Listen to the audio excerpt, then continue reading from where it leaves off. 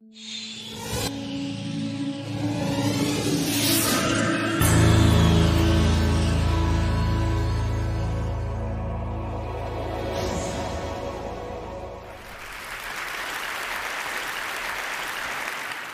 I was young, I thought my country was the best on the planet. And I grew up singing a song called Nothing to Envy. And I was very proud. In school, we spent a lot of time studying the history of Kim Il-sung, but we never learned much about the outside world. Except that America, South Korea, Japan are the enemies. Although I often wondered about the outside world, I thought I would spend the entire my life in North Korea until everything suddenly changed. When I was 7 years old, I saw my first public execution. But I thought my life in North Korea was normal. My family was not poor, and myself had never experienced hunger. But one day in 1995, my mom brought home a letter from a Caucasus sister. It read, "When you read this, our 5 family members will not exist in this world because we haven't eaten for the past week. We are lying on the floor together, and our bodies are so weak. We are waiting to die." I was so shocked.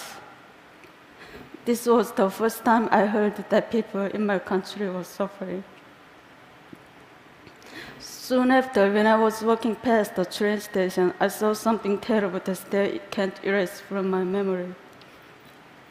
A lifeless woman was lying on the ground, while an emaciated child in her arms just stared helplessly at his mother's face. But nobody helped them because they were so focused on taking care of themselves and their families. A huge famine hit North Korea in the mid-1990s. Ultimately, more than 1 million North Koreans died during the famine, and many only survived by eating grass, bugs, and tree bark. Power outages also become more and more frequent, so everything around me was completely dark at night, except for the Sea of Lights in China, just across the river from my home. I always wondered why they had lights, but we didn't.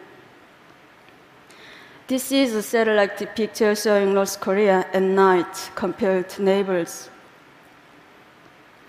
This is the Amno River, which serves as a part of the border between North Korea and China. As you can see, the river can be very narrow at certain points, allowing North Koreans to secretly cross. But many dying. Sometimes I saw dead bodies floating down the river. I can't reveal many details how I left North Korea, but I only can say that during darker years of the famine, I was sent to China to live with distant relatives. But I only thought that I would be separated from my family for a short time. I could have never imagined that it would take 14 years to live together. In China, it was hard living as a young girl without my family. I had no ideas what life was going to be like as North Korean refugees. But I soon learned it's not only extremely difficult, it's also very dangerous. Since North Korean refugees are considered in China as illegal migrants, so I was living in a constant fear that my identity could be rebuilt and I'd be repatriated to a horrible fate back in North Korea. One day, my worst nightmare came true when I was caught by the Chinese police and brought to the police station for interrogation. Someone had accused me of being North Korean, so they tested my Chinese language abilities and asked me tons of questions. I was so scared. I thought my heart was going to explode. If anything seemed unnatural, I could be imprisoned and repatriated. I thought my life was over. But I managed to control all the emotions inside me and answer the questions. After they finished questioning me, one officer said to another, "This was a false report. She's not North Korean." And they let me go. It was a miracle. Some North Koreans in China seek asylum in foreign embassies, but many can be caught by the Chinese police and repatriated. This group was so lucky. Even though they were caught, they were eventually released after heavy international pressure. These North Koreans were not so lucky. Every year, countless North Koreans are caught in China and repatriated to North Korea, where they can be tortured, imprisoned, or publicly executed. Even though I was really fortunate to get out, but many other North Koreans have not been so lucky. It's tragic that North Koreans have to hide their identities and struggle so hard just to survive. Even after learning a new language and getting a job, their whole world can be turned upside down in an instant. That's why after 10 years of hiding my identity, I decided to risk going to South Korea. And I started a new life yet again. Settling down in South Korea was a lot more challenging than I had expected. English was so important in South Korea, so I had to start learning my third language. Also, I realized there was a wide gap between North and South. We are all Korean, but inside we have become very different due to 67 years of division. I even went through an identity crisis. Am I South Korean or North Korean? Where am I from? Who am I? Sadly, there was no country I could proudly call my own. Even though adjusting to life in South Korea was not easy, but I made a plan. I started studying for university entrance exam. Just as I was starting to get used to my new life, I received a shocking phone call.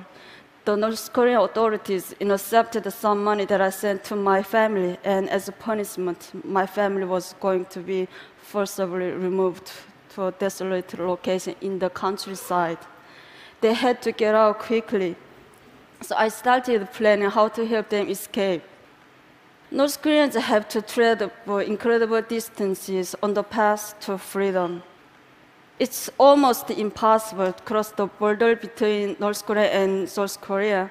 So ironically, I took a flight back to China and I had to toll the North Korean border. Since my family couldn't speak Chinese, I had to guide them. Somehow, through more than 2,000 miles in China and then into Southeast Asia. The journey by bus took 1 week, and we were almost caught several times. One time, our bus was stopped and boarded by a Chinese police officer. He took everyone's ID cards and he started asking them questions. Since my family couldn't understand Chinese, so I thought my family was going to be arrested. As the Chinese officer approached my family, I impulsively stood up and I told him that these are deaf and dumb people that I was chaperoning. He looked at me with suspiciously, but luckily he believed me. We made it all the way to the border of Laos, but I had to spend almost all of my money to bribe the border guards in Laos. But even after we got past the border, my family was arrested and jailed for illegal border crossing. After I paid the fine and bribe, my family was released in 1 month. But soon after, my family was arrested and jailed again in the capital of Laos. This was one of the lowest points in my life. I did everything to get my family to freedom, and we came so close. But my family was thrown in a jail just a short distance from the South Korean embassy. I went back and forth between the immigration office and the police station, desperately trying to get my family out. But I didn't have enough money to pay bribe or fine anymore. I lost all hope. At the moment, I heard one man's voice ask me, "What's wrong?" I was so surprised. that a total stranger cared enough to ask. In my broken English and with a dictionary, I explained the situation, and without hesitating, the man went to the ATM, and he paid the rest of money for my family and 2 other North Koreans to get out of jail. I thanked him with all my heart, and I asked him, "Why are you helping me?" "I'm not helping you," he said. "I'm helping North Korean people." I realized that this was a symbolic moment in my life. The kind stranger symbolized new hope for me and the North Korean people when we needed it most. And he showed me the kindness of strangers and the support of the international community are truly the rays of hope when North Korean people need. Eventually, after our long journey, my family and I were reunited in South Korea. But getting to freedom is only half the battle. Many North Koreans are separated from their families, and when they arrive in a new country, they start with little or no money. So we can benefit from international community for education, English language training, job training, and more.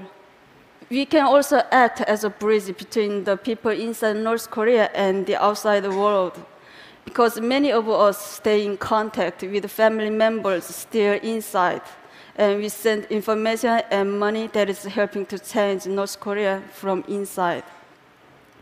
I've been so lucky to receive so much help and inspiration in my life. So I want to help give aspiring North Koreans a chance to prosper with international support. I'm confident that we will see more and more North Koreans succeeding all over the world, including the TED stage. Thank you.